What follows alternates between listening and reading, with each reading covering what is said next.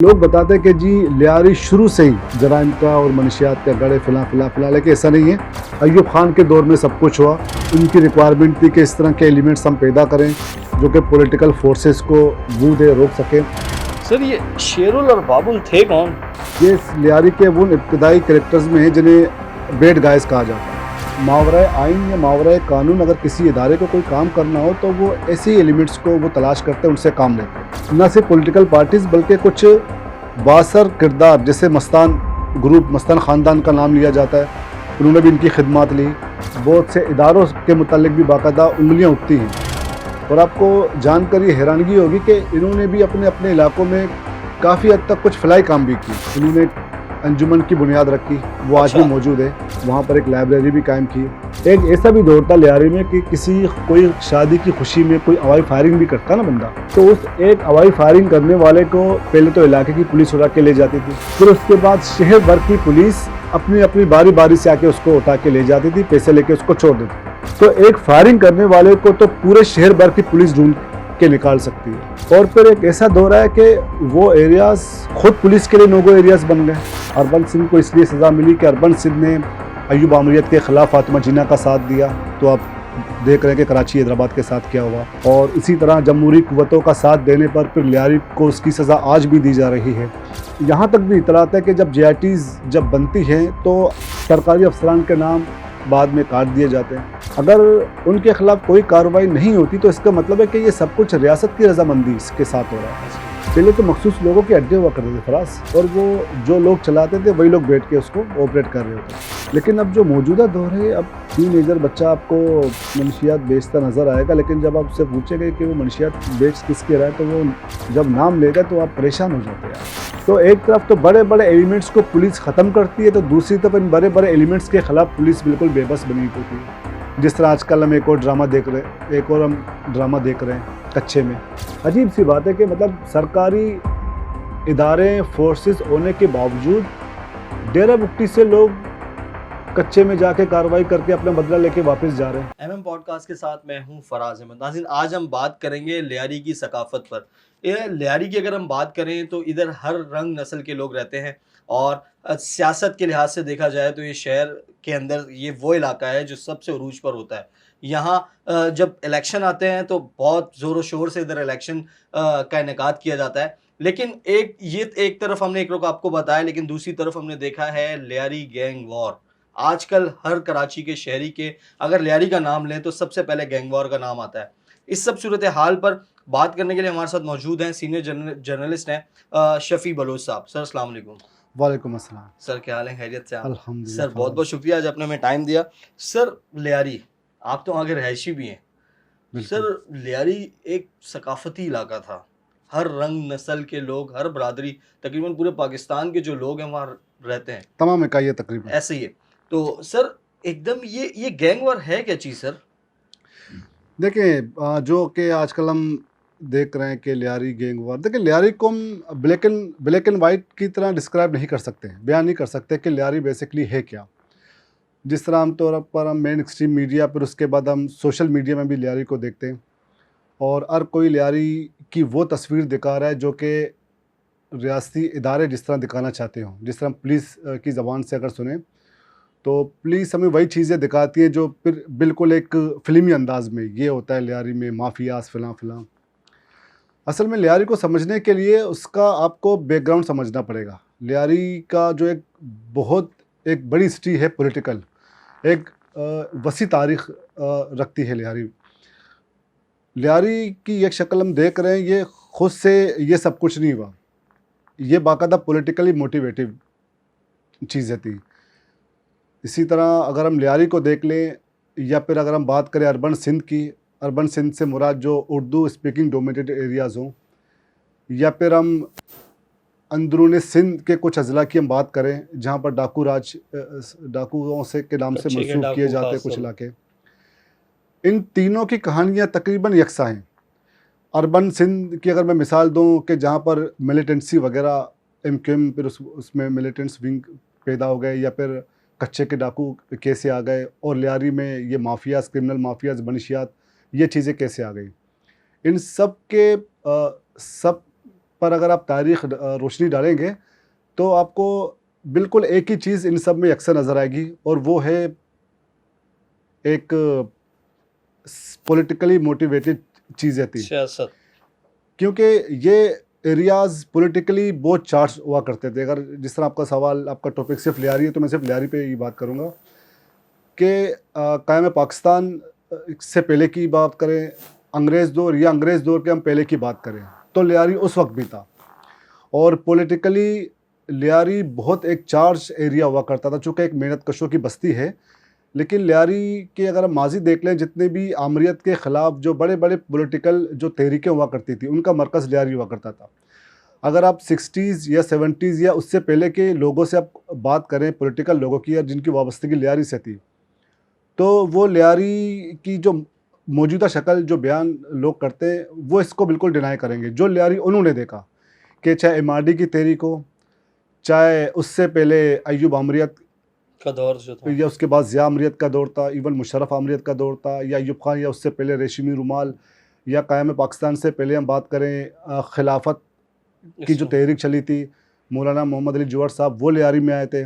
लियारी से जो हमारे मौलाना सादिक साहब और इन जैसे कई मजहबी रहनुमा थे, पॉलिटिकल रहनुमा थे, उनसे उन्होंने मुलाकात की। आज भी लियारी में एक फ़ुटबॉल स्टेडियम है, ककरी ग्राउंड जिसे कहा जाता है, वो मौलाना मोहम्मद अली जौहर पार्क के नाम से उस पार्क को मंसूब किया गया है। वो लियारी में भी रहे। और इसी तरह रेशमी रुमाल की जो तहरीक की अगर हम बात करें, तो उसका भी एक मरकज़ लियारी हुआ करता था। या इसी तरह अंग्रेज़ दौर में जितनी तहरीकें चली थी, और जो अंग्रेज़ दौर में इवन जो आज़ादी की जो पहली तहरीक चली थी 1856 में, या उसके बाद भी, तो उसमें भी लियारी का एक बड़ा किरदार रहा है। तो आपको पता है कि अंग्रेज़ दौर में जब इन तहरीकों को कुचलने के लिए बाकायदा इसकी डॉक्यूमेंट्स, एविडेंस भी मौजूद हैं कि किस तरह अंग्रेज़ों ने पहली जंग आज़ादी के बाद एक सबक सीखा और उन्होंने डिवाइड एंड रूल की पॉलिसी अख्तियार की, और फिर उसके बाद बदकिस्मती से कायम पाकिस्तान के बाद भी अंग्रेज़ों की वही पॉलिसी कंटिन्यू रही। उस तरफ की हम बात नहीं करेंगे हिंदुस्तान में, ख़ासकर जो हमारे ख़ित्ता में पाकिस्तान की बात करेंगे।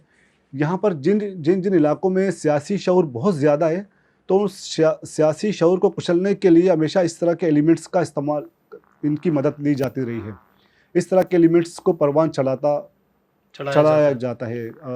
लियारी में हम माफियाज़ या मनशियात की बात करें, या फिर हम डाकू राज की बात करें, या फिर हम इसी तरह उर्दू स्पीकिंग जो अर्बन सिंध की अगर हम बात करें, अर्बन सिंध को इसलिए सज़ा मिली कि अर्बन सिंध ने अय्यूब आमरीत के ख़िलाफ़ फ़ातिमा जिन्ना का साथ दिया। तो आप देख रहे हैं कि कराची हैदराबाद के साथ क्या हुआ।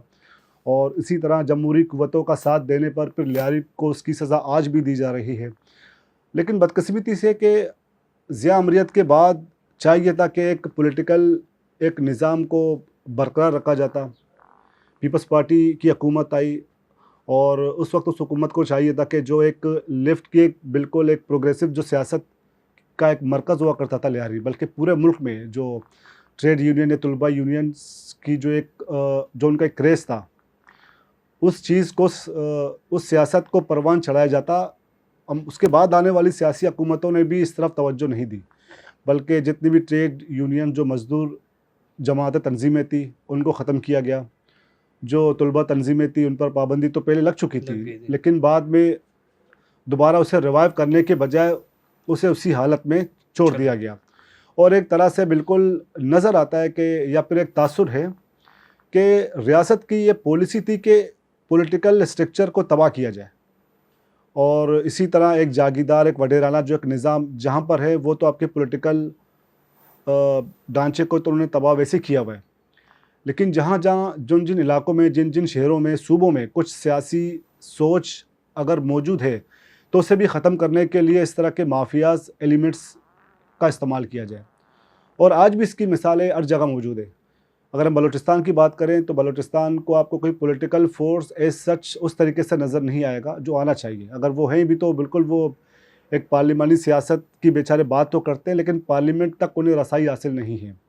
और आज बलूचिस्तान की पार्लियामेंट में किस तरह के लोग बैठे हैं, आप बखूबी जानते हैं। और अगर हम सिंध की बात करें, पंजाब की बात करें, तो वही वडेरा निज़ाम, सरदारी निज़ाम या फिर जागीरदारी निज़ाम जो पहले थे, वो आज भी मौजूद है। इसी तरह कराची को भी एज इट इज़ इसी तरह के एलिमेंट्स के हवाले किया गया, पूरे मुल्क को हवाले किया गया।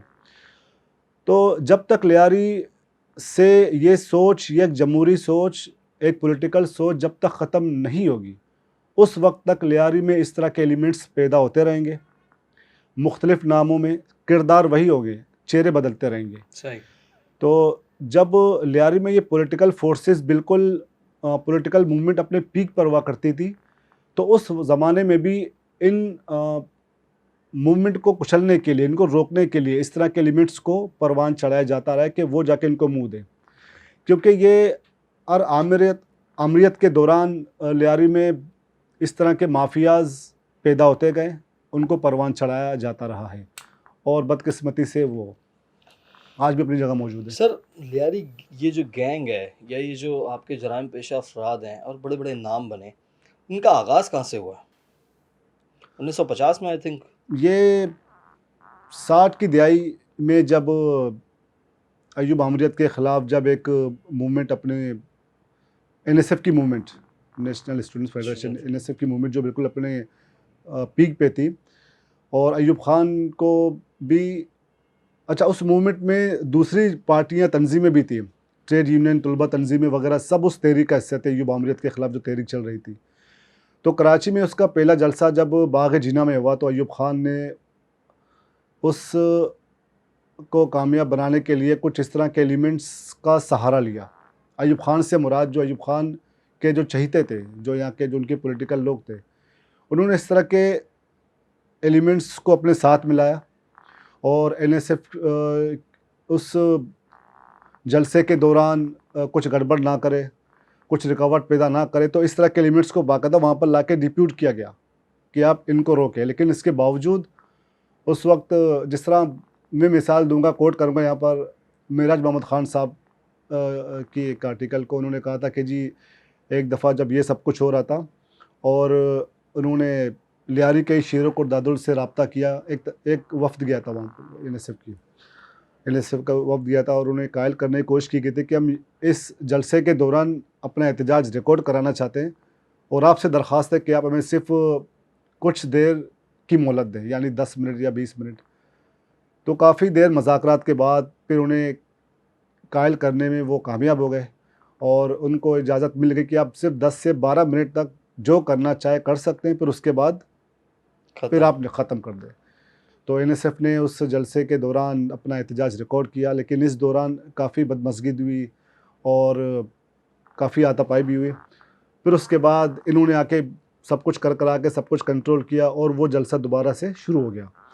तो सबसे पहले इनका सियासत में इनकी मदाखलत होती है, बल्कि इनको लाया जाता है सियासत में वो 60 की दिहाई में और अयूब आमरीत के दौरान, चूँकि वो पहली दफ़ा मुल्क में एक मार्शल लॉ नाफिज हुआ था और उसी मार्शल लॉ के साथ ही लियारी में इस तरह के एलिमेंट्स पैदा किए गए, इनको परवान चढ़ाया गया।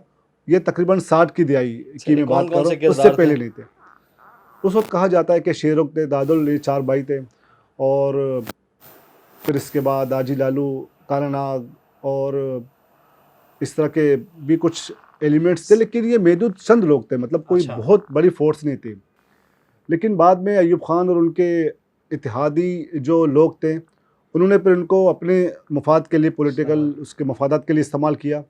और एक तरह से लोग इसीलिए कहते हैं कि ये रियासत की पॉलिसी है कि ऐसे एलिमेंट्स को परवान चढ़ाना, क्योंकि रियासत की अगर मर्ज़ी ना हो तो ये 2 दिन भी सर्वाइव नहीं कर सकते। इनको असला कहाँ से मिला, मनशियात, या इनका असर रसूख कहाँ कैसे बढ़ा, और सालों तक ये ऑपरेट करते रहे और इनको पॉलिटिकल पार्टियाँ और बहुत से बासर लोग इनको अपने मफादात के लिए इस्तेमाल भी करते रहे। अगर ये रियासत की पॉलिसी ना होती तो आज तक भी जितने इनके सहूलतकार हैं, जो इनके सरपरस्त जितने लोग थे, किसी एक को आज तक सज़ा नहीं हुई।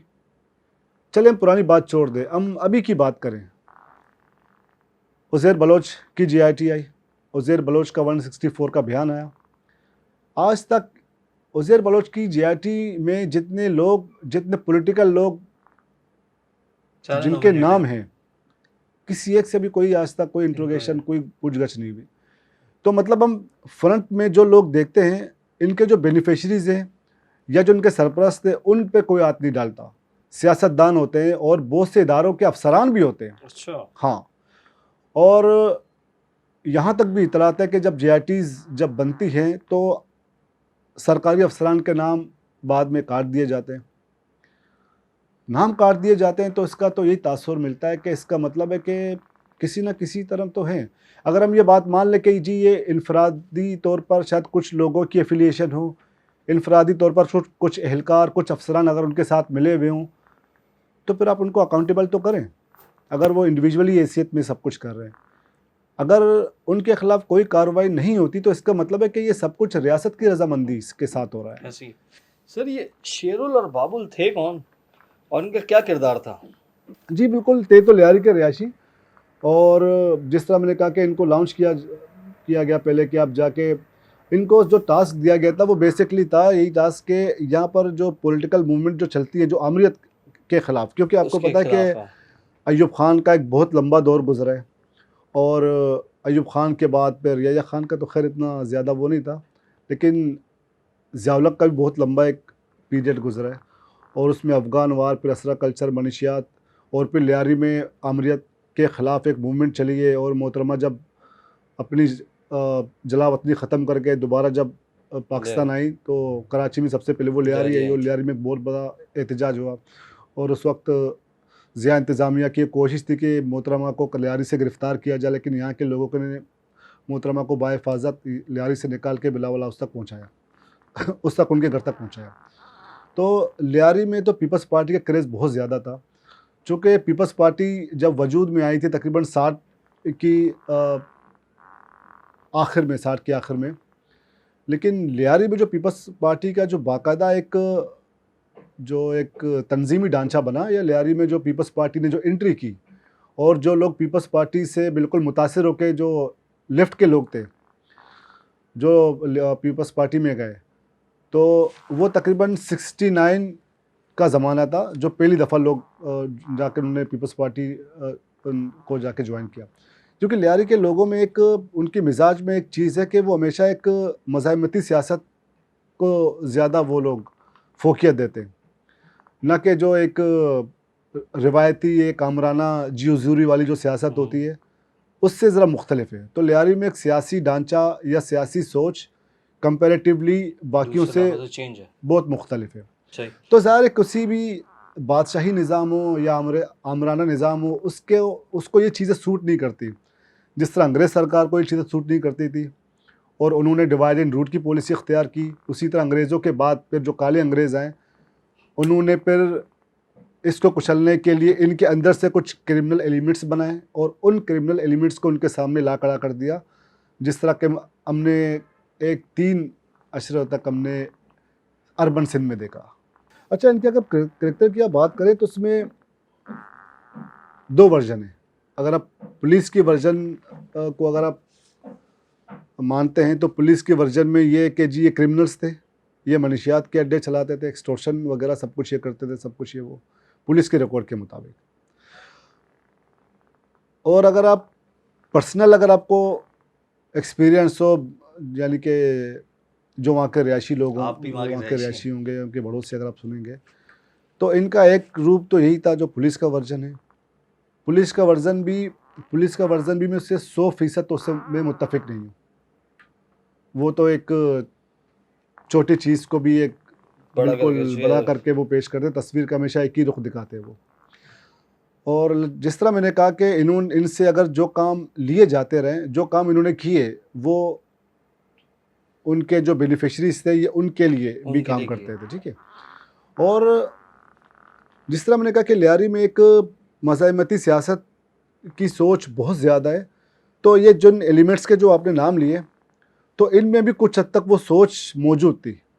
और आपको जानकर ये हैरानगी होगी कि इन्होंने भी अपने अपने इलाकों में काफ़ी हद तक कुछ फलाई काम भी किए। अच्छा, हाँ, ये शेरुल और दादुल बिल्कुल, दोनों भाइयों ने। जैसे मिसाल के तौर पर इनके अपने इलाके में इन्होंने एक अंजुमन की बुनियाद रखी, वो आज भी मौजूद है। पाकिस्तान बलोच एसोसिएशन नामी एक अंजुमन की बुनियाद रखी और इन्होंने वहाँ पर एक लाइब्रेरी भी कायम की। और इसी तरह इनके अलावा भी जो इस तरह के जो कैरेक्टर्स थे वो भी इस हवाले में अगर आप जाके उनको कन्विंस करते थे, उनको कायल करते थे, तो वो भी इस तरफ राग़िब होते थे। मतलब पॉलिटिकली सोच उनमें ये चीज़ थी, एक फ़लाई काम करने की उनका एक जज्बा था।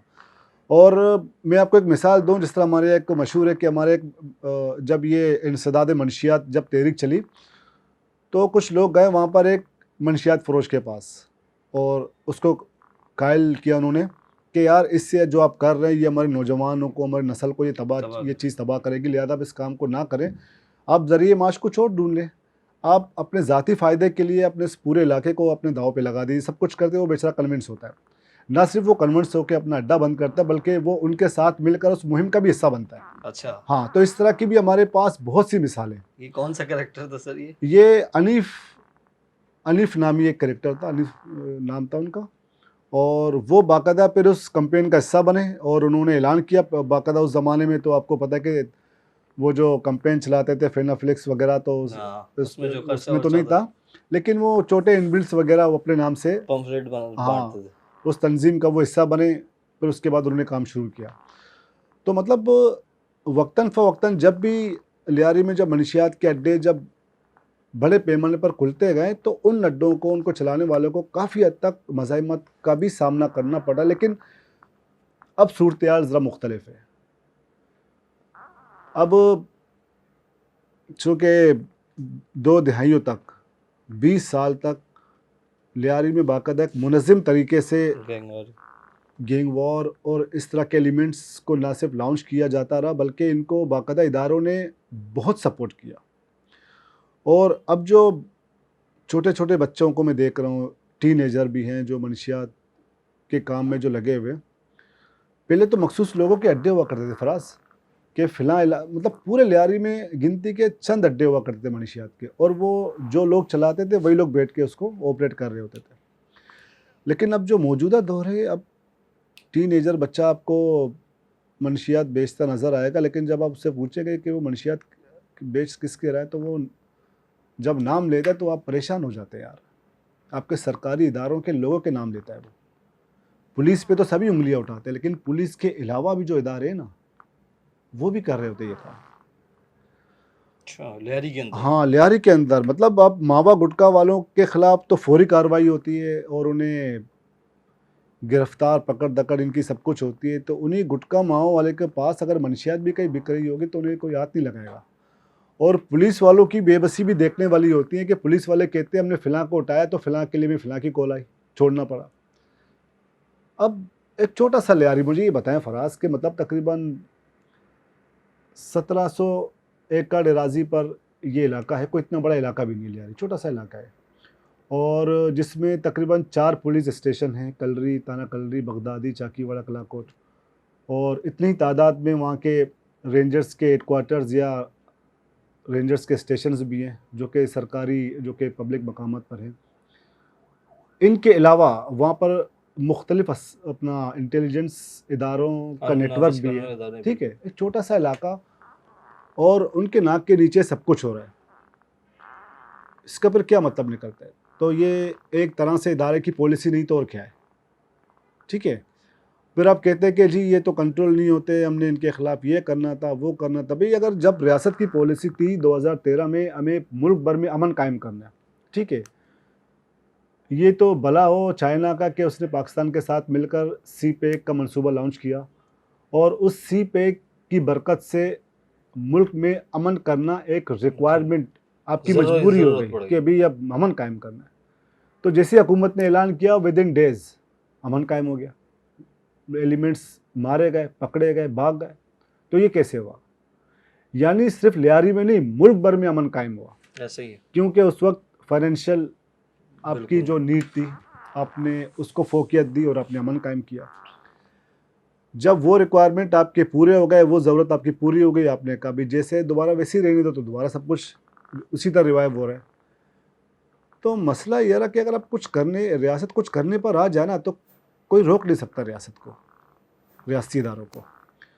और अगर आप सिर्फ पुलिस की बात करें ना, तो पुलिस का नेटवर्क इतना मजबूत है कि वहाँ पर सवाल ही पैदा नहीं होता कि कोई बंदा मस्जिद से चप्पल जूता चोरी करके चला जाए। ये पुलिस के अपने अल्फाज हैं कि पुलिस करने पे आ जाए तो आपको किसी और इदारे की ज़रूरत ही नहीं, पुलिस काफ़ी है। क्योंकि मैंने गैंगवार से पहले भी लियारी में चूँकि पैदा वही हुआ हूँ, एक ऐसा भी दौर था लियारी में कि किसी कोई शादी की खुशी में कोई हवाई फायरिंग भी करता ना बंदा, तो उस एक हवाई फायरिंग करने वाले को पहले तो इलाके की पुलिस उड़ा के ले जाती थी, फिर उसके बाद शहर भर की पुलिस अपनी अपनी बारी बारी से आके उसको उठा के ले जाती थी, पैसे लेके उसको छोड़ देती थी। तो एक फायरिंग करने वाले को तो पूरे शहर भर की पुलिस ढूंढ के निकाल सकती है। और फिर एक ऐसा दौर है कि वो एरियाज खुद पुलिस के लिए नो गो एरियाज बना दिए गए। फिर बाद में दोबारा आपको वहाँ पर अमन कायम करना हुआ, फिर उसी पुलिस ने जाके वहाँ पर अमन कायम किया। तो वो कैसे कायम हुआ अमन? कराची ऑपरेशन भी पुलिस ने किया ना, बिल्कुल ऐसे ही। ठीक है। तो एक तरफ तो बड़े बड़े एलिमेंट्स को पुलिस ख़त्म करती है, तो दूसरी तरफ इन बड़े बड़े एलिमेंट्स के खिलाफ पुलिस बिल्कुल बेबस बनी होती है।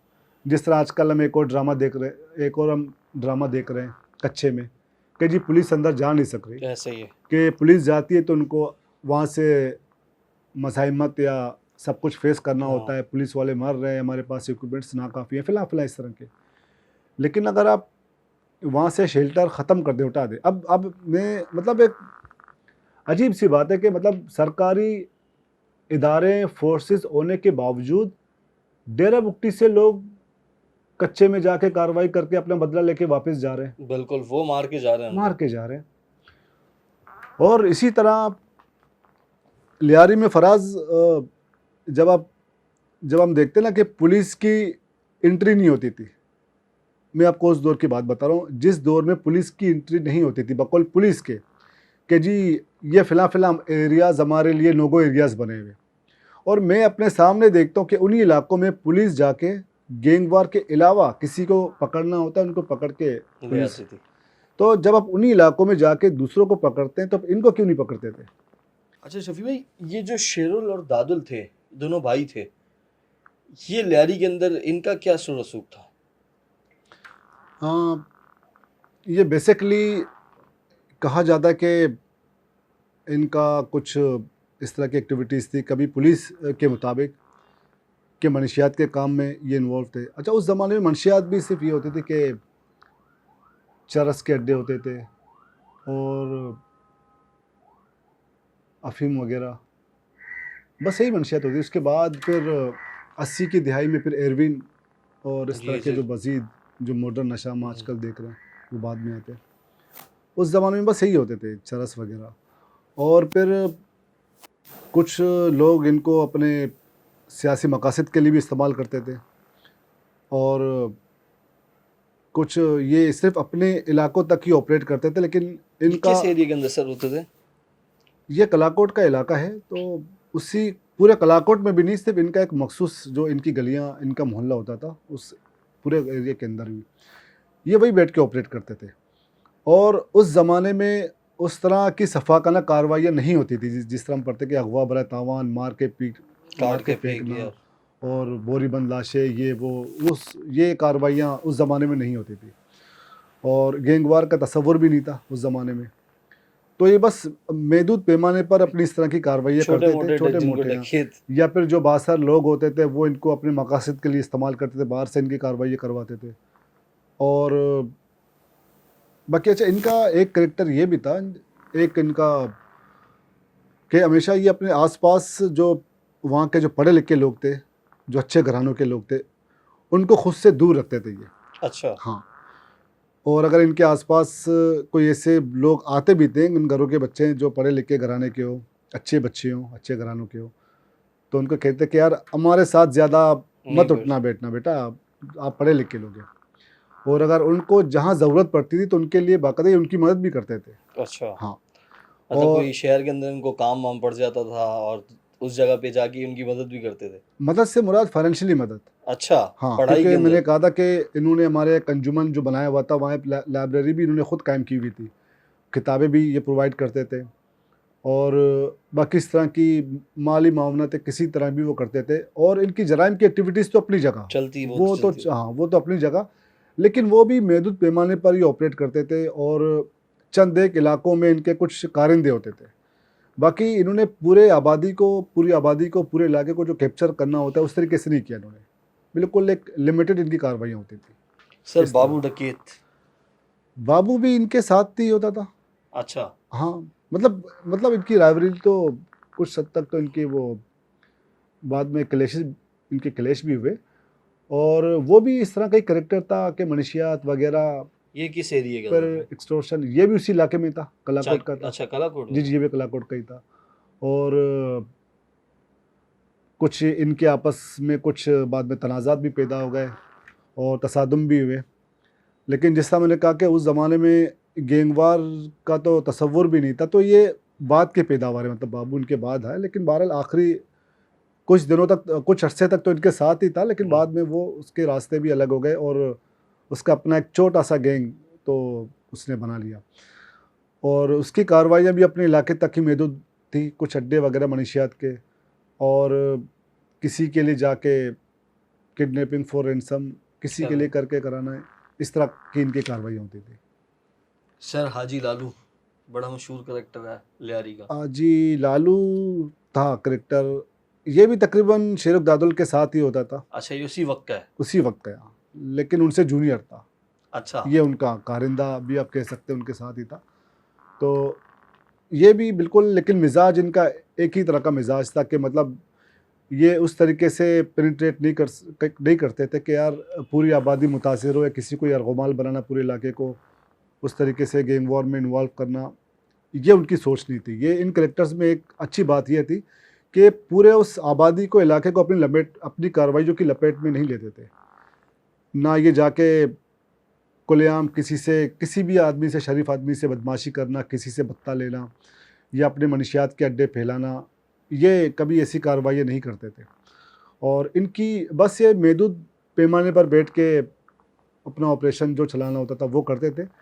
लेकिन ये उस तरीके से नहीं थे जिस तरह अब जो मौजूदा हालात देख रहे हैं, या इससे अब एक दिहाई अगर पीछे चले जाए तो उस वक्त जो सूरत हाल थी, तो ये उस तरीके से मतलब काम नहीं करते थे। सर काला नाग भी कोई एक था, ये कौन था? काल नाग के बारे में कहा जाता है कि जी वो मस्तान ग्रुप के साथ उसकी वाबस्तगी थी, और उसके लिए जाके काम करना, और कुछ मेमन सेठ थे उनके साथ भी इसकी एफिलिएशन थी। तो बाहर के लोग आके इनसे काम लेते थे और ये उनके लिए इस तरह के काम करते थे। लेकिन कालनाग का जो फैमिली बैकग्राउंड है, जो ख़ानदान है, वो भी इन एक्टिविटीज़ में ज़्यादा इन्वॉल्व नहीं रहा है। मतलब उनका भी बैकग्राउंड वो इस तरह की ऐसा नहीं है, कोई मनशियात, कोई जराइम पेशा, ये इस तरह का इनका बैकग्राउंड नहीं है। तो ये इंडिविजुअल लोग थे जो ऑपरेट करते थे। हाँ, इनमें से इनकी औलादें कुछ हद तक अब भी मतलब किसी न किसी तरह शक्ल में इन चीज़ों में, जराइम में मुलव्वस हैं। मुलव्वस तो हैं, लेकिन पूरे उनके ख़ानदान या इनकी सारी औलादें वो इन चीज़ों से बहुत ही दूर हैं। और इनके दौर में भी, मतलब इनमें से ऐसे करेक्टर्स हैं कि इनके दौर में भी इनके ख़ानदान के लोग और बहुत सौ के फैमिली मेम्बर्स भी इनको डिसोन करते थे सही। कि इनकी कार्रवाइयों से या इनके किसी भी अमल से हमें हाँ, कोई जी, लेना हाँ, देना नहीं, कोई सही। ताल्लुक़ नहीं। तो ये शुक्र है कि इनके बाकी लोग, ये इनकी औलादें, वो उन्होंने ख़ुद को इन चीज़ों से बड़ा सेव किया हुआ है। लेकिन मैं यहाँ एक बात और मेंशन करता चलूँ कि बदकिस्मती से कि अब हम मौजूदा जो इस वक्त हम देख रहे हैं, और जो गैंगवार का जो एक 2 दिहाई का जो अरसा गुजरा है, सर जो भी पिछला और वो जो करेक्टर्स थे उनकी औलाद खुद तो शौकिया जा रहे हैं, खुद तो बदले में जा रहे हैं, खुद के पास कोई दूसरा ऑप्शन नहीं, कुछ ना चाहते हुए भी इनको ज़बरदस्ती इस गन में धकेला जा रहा है। उनको मनशियात के पैकेट्स पकड़ाए जा रहे हैं कि अब जाके मनशियात बेचें, और देने वाले कौन है, जो मैंने पहले आपसे अर्ज़ किया। अच्छा सर, शेरुल, दादुल, बाबू डकैत, हाजी लालू, इन सब का तो आपने बताया कि ये लियारी के अंदर ख़ास तौर पे क्या करते थे। सर बाकी जो ये 2003 के बाद के किरदार हैं, इनकी क्या कहानियाँ थी और इनका क्या करने जा रहे हैं फिर हम लोग? हाँ, इन पर तो हम मेरे ख़्याल में अगली वीडियो के लिए कुछ हम छोड़ देते हैं उनके सही। लिए। और चूँकि लियारी का ये पस मंज़र और कुछ उसका बैकग्राउंड था, इसीलिए हमने वो शेयर किया अपने आपसे, कि लोग बताते हैं कि जी लियारी शुरू से ही जराइम का और मनशियात का गढ़ है, फ़िलहाल, लेकिन ऐसा नहीं है। ये तो सब कुछ 50 के आखिर या 60 की दिहाई के आगाज़ में ही अय्यूब ख़ान के दौर में सब कुछ हुआ, और उस वक्त उनकी रिक्वायरमेंट थी कि इस तरह के एलिमेंट्स हम पैदा करें जो कि पॉलिटिकल फोर्सेस को या पॉलिटिकल प्रोसेस को जो मुंह दे रोक सके। उसकी वजह से इस तरह के किरदार पैदा किए गए, और वक्त गुजरने के साथ साथ फिर जो एक और आमिर ज़ियाउल-हक की शक्ल में जो यहाँ पर आया, तो उसने भी इसी पॉलिसी को अपनाए जारी रखा। और उसके बाद फिर तीसरे आमिर ने मुशर्रफ साहब ने भी इसी पॉलिसी का तसलसल उसको लेकर वो आगे बढ़ते गए। और फिर 2003 में तो हम बाकायदा इसकी एक सफ़ाक उसकी शक्ल हम देखते हैं। तो कुछ को हम अगली वीडियो के लिए मेरे ख्याल में ठीक है छोड़ सर, देते हैं। बहुत बहुत शुक्रिया सर, आज आपने टाइम दिया। नाज़रीन, ये थे शफ़ी बलोच साहब। इन्होंने जो कराची और का जो दिल है लियारी, जिसका पस मंज़र बताया और बताया कि ये जो गैंगवारी है ये कहाँ से शुरू हुए, ये जो गैंग्स बने और उसके बाद ये जो बड़े बड़े नाम समझे जाते हैं, बाबू डकैत हो गया, हाजी लालू हो गया, उसके बारे में बताया। और इसके बाद जो इनकी दूसरी नस्लें हैं जो 2003 के बाद मंजर आम पर आई और बहुत शफाक तरीके से उन्होंने लोगों के साथ लोगों पर जुल्म किए, और वो सब चीज़ें नेक्स्ट आपको वीडियो के अंदर बताएंगे। अब तक के लिए इतना ही, मुझे इजाज़त दीजिए। अल्लाह हाफ़िज़।